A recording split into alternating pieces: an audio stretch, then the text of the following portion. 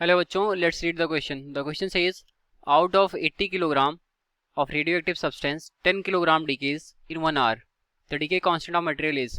So question में बोल रहे हैं यहाँ पर कि कोई रेडियो एक्टिव सब्सटेंस है जिसका 80 किलोग्राम हमारे पास इनिशियली है, इसका 10 किलोग्राम डीके कर जा रहा है इन 1 आवर. तो हमें इसका डीके कांस्टेंट बताना है, क्या होगा. Given options are 5.80 into 10 to the power -4 per second, option B 1.16 into 10 to the power -3 per second, option C 2.32 into 10 to the power -3 per second and option D 4.64 into 10 to the power -3 per second. So solve करते हैं इस problem को. पहले note down करेंगे हम अपना की concept. तो देखते हैं हमारा की कॉन्सेप्ट क्या होगा. की कॉन्सेप्ट, तो according to law of radioactivity decay, जो नंबर ऑफ सब्सटेंस होते हैं या फिर नंबर ऑफ एटम्स डीके होते हैं एट एनी टाइम टी, वो डायरेक्टली प्रोपोर्शनल होता है हमारा किसके, रेट ऑफ. तो यहाँ पर जो हमारा की कॉन्सेप्ट होगा वो होगा law of radioactivity decay. इसको नोट डाउन करेंगे, law of radioactivity decay या फिर लॉ ऑफ रेडियो एक्टिविटी बोल सकते हैं. तो इसके अकॉर्डिंग जो रेट ऑफ डिसइंटीग्रेशन होता है दैट इज dN/dt, ये डायरेक्टली प्रोपोर्शनल होता है number of nuclei present in that sample at any time.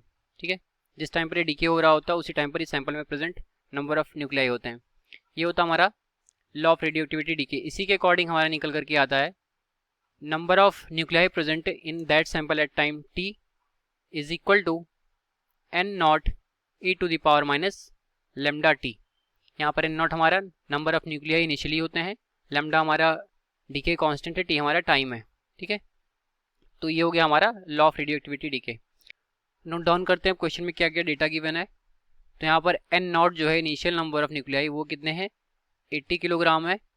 और आफ्टर 1 आवर कितने बच रहे हैं, आफ्टर 1 आवर कितना डीके हो रहा है वो देखते हैं. तो n जो है वो हमारा है 10 kg और जो टाइम गिवन है वो 1 आवर गिवन है. तो that is t is equal to 1 hour मतलब 360 सेकेंड. 1 आवर क्योंकि एक घंटे में 60 मिनट होते हैं और 1 मिनट में 60 सेकेंड होते हैं, तो हो जाएगा 360 सेकेंड. अब इन सारे डेटाज को हम अपने फार्मूले में पुट करेंगे. तो यहाँ पे n की वैल्यू कितनी हो जाएगी, 10 is equal to 80 e to the power -360 lambda. ये हो गया हमारा. अब 10 और 80 को डिवीजन लेंगे तो ये बचेगा हमारा 1/8. 1/8 इज इक्वल टू हो जाएगा e to the power -360 lambda. दोनों साइड का क्या हम करेंगे, लॉग लेंगे.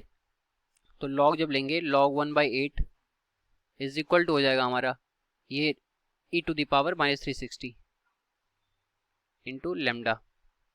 ठीक है, इसका भी हमने लॉग लिया. तो log e to the power something होता है तो हमारा e यहाँ से कैंसिल हो जाता है.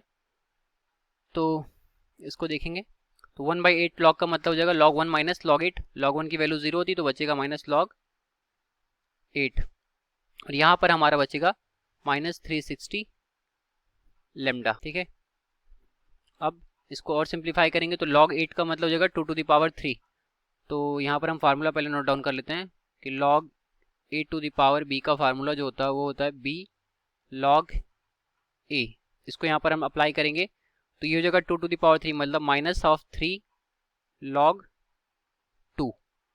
This will be equal to -360 lambda. Negative से निगेटिव कैंसिल हो जाएगा और log 2 की वैल्यू होती है यहाँ पर, उसको भी नोट डाउन कर लेंगे. log 2 होता है हमारा, ये log 2 इज इक्वल टू 0.693 होता है, 0.693.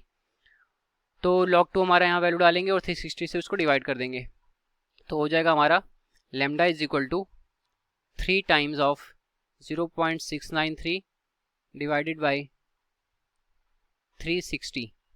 तो इसको सॉल्व करेंगे. सॉल्व करने के बाद जो वैल्यू हमारी निकल करके आएगी वो आ जाएगी 5.77 into 10 to the power -4 second inverse. अब अपने इसको ऑप्शन से मैच करते हैं तो देखते हैं हमारा कौन सा ऑप्शन सोल्यूशन से मैच कर रहा है. तो जो ऑप्शन नंबर ए है वो हमारे सोल्यूशन से मैच कर रहा है. तो हमारा करेक्ट ऑप्शन कौन सा हो जाएगा, option A. Hence A is correct. तो ये रहा हमारे इस क्वेश्चन का correct solution. I hope you understood it well. Thank you.